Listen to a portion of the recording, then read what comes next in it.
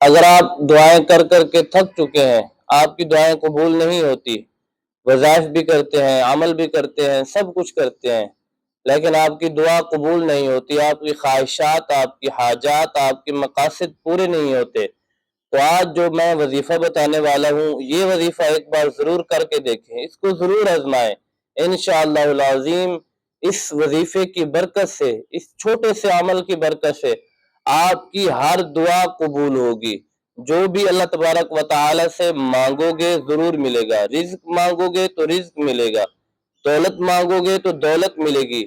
اور پھر مکان، گاڑی، بنگلہ جو بھی مانگو گے اللہ تبارک و تعالی اس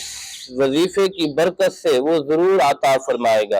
وظیفہ بالکل چھوٹا سا ہے، آپ نے ہر نماز کے بعد اللہ تبارک و تعالی کے یہ اسماء گرامی یا حیو یا قیوم، اس کا تھوڑی دیر بیٹھ کے کم از کم 101 مرتبہ آپ نے اس کا وظیفہ کرنا ہے،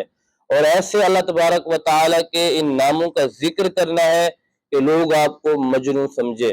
یعنی یا حیو یا قیوم، یا حیو یا قیوم، یعنی اللہ تبارک و تعالی کے ذکر میں، اللہ تبارک و تعالی کی یاد میں ایسے مست ہو جائیں کہ اللہ تبارک و تعالی کے ذکر میں بیٹھنے کی وجہ سے لوگ آپ کو مجنون کہیں۔